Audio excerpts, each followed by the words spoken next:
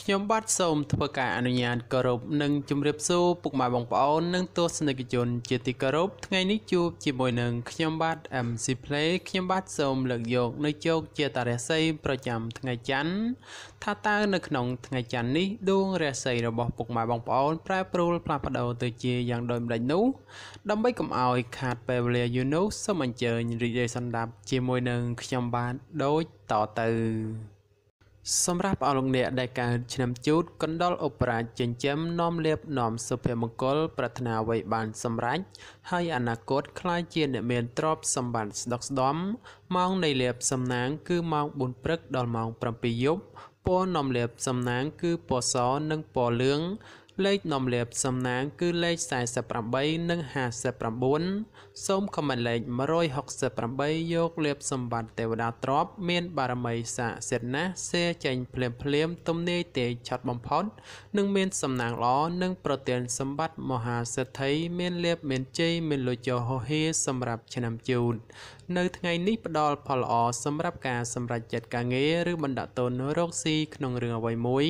ពីព្រោះថាផលជាផ្លែផ្កាឆ្លើយតបមកវិញគ្រាន់ជាទីកប់ចិត្តជានិច្ចបើជាអ្នកប្រកបមុខរបររកស៊ីជួញដូរការលក់ចេញទិញចូលគ្រាន់រស់រវើកគួសមហើយបើចង់ចរចារឿងទំនិញអ្វីមួយផងតែងតែអាចសម្រេចជាប់ចង់ជាប់ដើមដោយក៏បំណងរីឯបញ្ហាគូក្រងប្តីប្រពន្ធឬគូស្នេហ៍កំឡោះក្រមុំមានការរីកលូតលាស់ទៅមុខហើយបើមានការចង់ផ្សំផ្គុំគ្រួសារផងជាឱកាសល្អប្រពៃបំផុតសម្រាប់អស់លោកអ្នកដែលកើតឆ្នាំឆ្លូវកូននាំលៀបនាំជ័យនាំសុភមង្គលប្រាថ្នាអ្វីបានសម្រេចហើយអនាគតក្លាយជាអ្នកមានទ្រព្យសម្បត្តិស្ដុកស្ដម្ភម៉ោងនាំលៀបសំណាងគឺម៉ោង5ព្រឹកដល់ម៉ោង6ល្ងាចពណ៌នាំលៀបសំណាងគឺពណ៌សនិងពណ៌ក្រហមលេខនាំលៀបសំណាងគឺលេខ11និងលេខ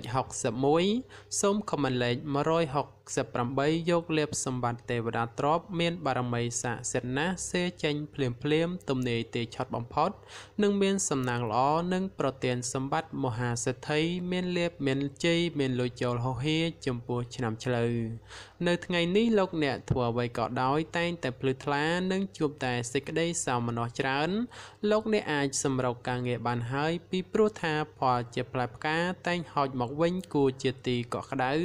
ចំណែកបើជាអ្នកប្រកបមុខរបររកស៊ីជួញដូរអាចតេទៀងអតិថិជនចាស់ឬក៏អតិថិជនថ្មីឲ្យចូលមកបានគួរជាទីកប់ចិត្តជាពិសេសបើចង់ផ្លាស់ប្ដូរមុខរបរថ្មីតែងតែអាចសមដោយប្រកបជានិច្ចសម្រាប់ការធ្វើដំណើរទីជិតឆ្ងាយជួបភាពសុខដុមទាំងពេលទៅនិងពេលត្រឡប់មកវិញរីឯសេចក្តីស្នេហាកំឡោះក្រមុំមានភាពផ្អែមល្ហែមនិងមានការចម្រើនលូតលាស់ទៅមុខជានិច្ចសម្រាប់អស់លោកអ្នកដែលកើតឆ្នាំខាលខ្លាសេដ្ឋីចិញ្ចឹមមានប្រាជ្ញាឆ្លាតវៃមានគំនិតភ្លឺថ្លាហើយអនាគតក្លាយជាអ្នកមានអំណាចនិងទ្រព្យសម្បត្តិស្ដុកស្ដម្ភម៉ោងនាំលៀបសំណាងគឺម៉ោង5ព្រឹកដល់ម៉ោង7យប់ពណ៌នាំលៀបសំណាងគឺពណ៌សនិងពណ៌ផ្កាឈូកលេខនាំលៀបសំណាងគឺលេខ21និងលេខ82សូមខមមិនលេខ168យកលៀបសម្បត្តិទេវតាទ្រព្យមានបារមីស័ក្តិសិទ្ធិណាស់សេចេញភ្លាមទំនាយទេឆាត់បំផុត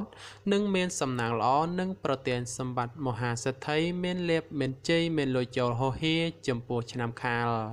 នៅថ្ងៃនេះដួងរាសីឡើងខ្ពស់ដូចនេះលោកអ្នកអាចសម្រុកការងារពេញទីបានហើយពីព្រោះថាផលល្អកំពុងរងចាំសម្រាប់ការងារសពគ្រប់បែបយ៉ាងបើទោះបីជួបភាពលំបាកលំបិននិងត្រូវការពេលវេលាក្តីតែក៏អាចមានលទ្ធផលល្អជានិច្ចចំណែកអ្នកប្រកបមុខរបររកស៊ីជួញដូរបើលោកអ្នកចង់បើកមុខរបរថ្មីឬផ្លាស់ប្ដូរទីកន្លែងជួញដូរតែងតែផ្ដល់ផលល្អមកវិញជានិច្ចរីឯសម្ព័ន្ធស្នេហាកំឡោះក្រមុំបើមានណាត់ជួបគូស្នេហ៍ឬចង់សាសងអ្វីតែងតែមានភាពផ្អែមល្ហែមនិងស្រស់ស្រាយប្រពៃបំផុតសម្រាប់អស់លោកអ្នកដែលកើតឆ្នាំថោះទន្សាយមាសមានបារមីដៃជះមានអំណាចមានមនុស្សជួយជ្រោមជ្រែងការងារតូចធំដើម្បីឲ្យអនាគតក្លាយជាអ្នកមានទ្រព្យសម្បត្តិមហាសាលម៉ោងនាំលៀបសំណាងគឺម៉ោង6ព្រឹកដល់ម៉ោង9យប់ពណ៌នាំលៀបសំណាងគឺពណ៌ទឹកក្រូចនិងពណ៌ផ្កាឈូក លេខនាំលាភសំណាងគឺលេខ77និងលេខ84សូមខមមិនលេខ168យកលាភសម្បត្តិមហាសេដ្ឋីមានបារមីស័ក្តិសិទ្ធិណាស់សេចេញភ្លាមទំនាយទេឆុតបំផុតនិងមានសំណាងល្អនិងប្រទានសម្បត្តិមហាសេដ្ឋីមានលាភមានជ័យមានលុយចូលហោហៀចំពោះឆ្នាំថោះរាល់ការងាររកស៊ីទទួលទានគ្រប់ច្រឡហកគឺសុខសប្បាយទទួលបានលាភជ័យនិងប្រាក់កាសគ្រប់ទិសទីចំណែកការធ្វើដំណើរទៅណាមកណាមិនមានបញ្ហានោះទេអ្នកប្រកបមុខរបររកស៊ីជួញដូរលោកអ្នកកំសោះអង្អើយត្រូវតែរវេសរវាងដៃជើងព្រោះមិនដូច្នោះទ្រព្យដែលបំរុងនឹងធ្លាក់ចូលដល់ដៃអ្នកនឹងត្រូវរបោតហួសធ្លាក់ទៅលើដៃអ្នកដទៃវិញជាពុំខានរីឯស្នេហាកំឡោះក្រមុំបើពុំទាន់មានគូគប់ពេលនេះគឺជាវេលាល្អបំផុតក្នុងការស្វែងរកមិត្ត100ឆ្នាំក្នុងជីវិតសម្រាប់អលោកអ្នកដែលកើតឆ្នាំរោងពោះអ្នកក្រេតមន្ត្រីចិញ្ចឹមធ្វើកិច្ចការងារអ្វីមួយតែងតែមានគំនិតជ្រះថ្លាប្រាថ្នាអ្វីបានសម្រេចធ្វើការងារតូចធំតែងតែមានអ្នកគ្រប់គ្រងនិងទំនុកបំរុងសពគ្រប់បែបយ៉ាងម៉ោងនាំលេបសំណាងគឺម៉ោង7ព្រឹកដល់ម៉ោង9យប់ពណ៌នាំលេបសំណាងគឺពណ៌បៃតងនិងពណ៌ក្រហមលេខនាំលេបសំណាងគឺលេខ77និង99សូមខមមិនលេខ999យកលេបសម្បត្តិអុកញ៉ាមានបារមីស័ក្តិសិទ្ធិណាស់សេចេញភ្លាមទំនាយទេឆុតបំផុតនិងមានសំណាងល្អនិងប្រទានសម្បត្តិមហាសេដ្ឋីមានលាភមានជ័យមានលុយចូលហោហៀចំពោះឆ្នាំរោងនៅថ្ងៃនេះលោកអ្នកអាចទទួលដំណឹងល្អឬមានអ្វីមួយចូលមកឲ្យសប្បាយចិត្តចំពោះអ្នកប្រកបមុខរបររកស៊ីជួញដូរលាភដែលធ្លាប់តែបោលហួសឬក៏ហោះរំលងពេលនេះអាចឆោងចាប់បានខ្លះវិញហើយសម្រាប់ការធ្វើដំណើរទីជិតឆ្ងាយជួបភាពសក្ដុមទាំងពេលទៅនិងពេលត្រឡប់មកវិញរីឯសេចក្តីស្នេហាកំឡោះក្រមុំឬមេម៉ាយពោះម៉ាយក្តីបើលោកអ្នកចង់ផ្សំគុំគ្រួសារឬរៀបអាពាហ៍ពិពាហ៍តែងតែសម្រេចជោគជ័យដោយគោលបំណង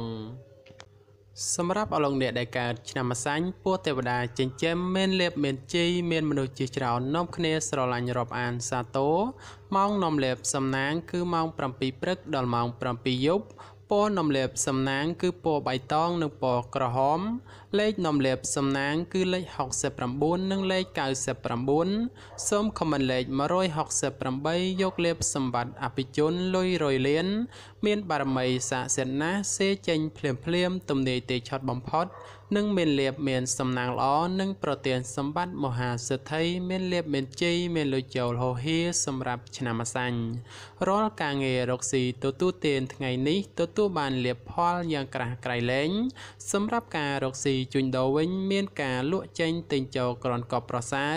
ហើយជាពិសេសនោះបើមានការបើកមុខរបរថ្មីផងគឺពិតជាល្អប្រពៃបំផុតសម្រាប់ការធ្វើដំណើរទីជិតឆ្ងាយគឺជួបតែសេចក្តីសុខក្សេមក្សាន្តដោយសមមួយដងរីឯបញ្ហាគូស្នេហ៍កំឡោះក្រមុំមានការរីកលូតលាស់ទៅមុខនិងមានការចង់ផ្សំផ្គុំគ្រួសារផងជាឱកាសល្អប្រពៃបំផុតសម្រាប់អលោកអ្នកដែលកើតឆ្នាំមមីសេះមេតបនាំលាភនាំជ័យនាំសុភមង្គលប្រាថ្នាអ្វីបានសម្រេចហើយអនាគតក្លាយជាអ្នកមានទ្រព្យសម្បត្តិស្ដុកស្ដម្ភម៉ោងនាំលាភសំណាងគឺម៉ោង4ព្រឹកដល់ម៉ោង7យប់ពណ៌នាំលេបសំណាងគឺពណ៌បៃតងនិងពណ៌ក្រហមលេខនាំលេបសំណាងគឺលេខ69និងលេខ99សូមខមមិនលេខ999យកលេបសម្បត្តិទេវតាទ្រព្យមានបារមីស័ក្តិសិទ្ធិណាស់សេចេញភ្លាមទំនាយទេឆុតបំផុតនិងមានសំណាងល្អនិងប្រទានសម្បត្តិមហាសេដ្ឋីមានលាភមានជ័យមានលុយចូលហោហៀចំពោះឆ្នាំមមីនៅថ្ងៃនេះបើទោះបីធ្វើអ្វីក៏ដោយតែងតែមានការជឿនលឿនទៅមុខម្លោះហើយរាល់កិច្ចការងារបើសម្រុកធ្វើតែងតែជោគជ័យត្រឡប់មកវិញសម្រាប់អ្នកប្រកបមុខរបររកស៊ីជួញដូរវិញឃើញថាទាំងការជួញទីជិតឆ្ងាយមានភាពលំនឹងល្អពោលគឺមិនមានអ្វីប្រែប្រួលដូចជាទីគាត់សម្គាល់ទេគឺដោយសមមួយដងសម្រាប់ការធ្វើដំណើរទីជិតឆ្ងាយមានភាពប្រទាំងប្រទើសនិងបញ្ហារត់ចូលច្រើនក៏បីមានការប្រុងប្រយ័ត្នប្រយែងរីឯសេចក្តីស្នេហាប្រុសស្រីព្រោះតែពេលនេះមានរឿងរ៉ាវចូលមកកកផ្លូវចិត្តធ្វើឲ្យកើតមានការប្រទាំងប្រទើសគ្នាច្រើន សម្រាប់អស់លោកអ្នកដែលកើតឆ្នាំមមេពពែមាសមានបារមីដែលជាឈ្នះអមេសត្រូវប្រាថ្នាអ្វីបានសម្រេចនឹងអនាគតក្លាយជាមហាសិទ្ធិគេហបតីឬក៏គេហបតីជាន់ខ្ពស់សម្រាប់ម៉ោងនាំលេបសំណាងគឺម៉ោង5ព្រឹកដល់ម៉ោង7យប់ពណ៌នាំលេបសំណាងគឺពណ៌ខ្មៅនិងពណ៌ស្វាយលេខនាំលេបសំណាងគឺលេខ19និងលេខ29សូមខមមិនលេខ555យកលេបសម្បត្តិអ្នកមានជាន់ខ្ពស់មានបារមីស័ក្តិសិទ្ធិណាស់សេចេញភ្លាមទំនេរទេឆត់បំផុតនឹងមានសំណាងល្អនិងប្រទានសម្បត្តិមហាសេដ្ឋីមានលេបមានជ័យមានលុយចូលហោហៀចំពោះឆ្នាំមមេនៅថ្ងៃនេះបើទោះបីធ្វើអ្វីក៏ដោយលោកអ្នកតែងតែមានការប្រុងប្រយ័ត្នប្រយែងនិងគិតគូរឲ្យបានគ្រប់ជ្រុងជ្រោយពីព្រោះថាផលលំបាកងាយនឹងធ្លាក់មកត្រូវរែកប៉ុណ្ណាសម្រាប់អ្នកប្រកបមុខរបររកស៊ីជួញដូរការជួញទីជិតឆ្ងាយក្នុងថ្ងៃនេះមានភាពប្រទាំងប្រទេសច្រើននិងជាពិសេសឲ្យប្រយ័ត្នមានការចំនួនវិវាទកើតឡើងសម្រាប់ការធ្វើដំណើរទីជិតឆ្ងាយពុំសូវមានសុវត្ថិភាពទេជាពិសេសប្រយ័ត្នប្រយែងក្រុមមនុស្សយាយីឈ្នានីសដោយប្រការណាមួយរីឯបញ្ហាសេចក្តីស្នេហាកំឡោះក្រមុំគប្បីយកភាពចាញ់ឈ្នះដាក់ក្នុងចិត្តច្រើនពេកបើពុំនោះទេនឹងកើតមានភាពរកម្មរកោសឥតឈប់ឈរឡើយសម្រាប់អស់លោកអ្នកដែលកើតឆ្នាំវោកស្វាមន្ត្រីចិញ្ចឹមនាំលេបនាំជ័យនាំសុភមង្គលប្រាថ្នាអ្វីបានសម្រេចហើយអនាគតខ្លាចជាអ្នកមានទ្រព្យសម្បត្តិស្ដុកស្ដំម៉ោងនាំលេបសំណាងគឺម៉ោង5ព្រឹកដល់ម៉ោង6ល្ងាចពណ៌នាំលេបសំណាងគឺពណ៌ខ្មៅនិងពណ៌សលេខនាំលេបសំណាងគឺលេខ01និងលេខ69សូមខមមិនលេខ999យកលេបសម្បត្តិមហាសំពៅលួងមានបារមីស័ក្តិសិទ្ធិណាស់សេចេញភ្លាមទំនេរទេឆត់បំផុតនិងមានសំណាងល្អនិងប្រទានសម្បត្តិមហាសេដ្ឋីមានលេបមានជ័យមានលុយចូលហោហៀចំពោះឆ្នាំវោក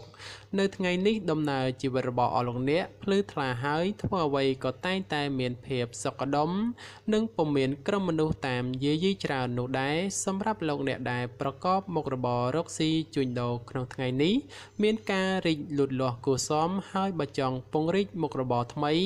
ឬមានការបណ្ដាក់ទុនរកស៊ីក្នុងរឿងអ្វីមួយផងតែងតែផ្ដល់ផលល្អមកខ្លួនវិញយ៉ាងកប់ប្រសើរ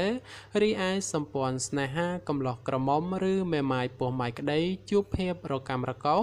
និងមិនសូវទុកចិត្តគ្នាប៉ុន្មានទេគឺមានភាពប្រច័ណ្ឌកំពុងចូលលុកលុយច្រើន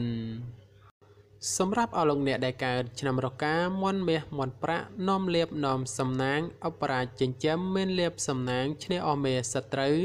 ប្រាថ្នាអ្វីបានសម្រេចហើយអនាគតខ្លាយជាអ្នកមានទ្រព្យសម្បត្តិស្ដុកស្ដំ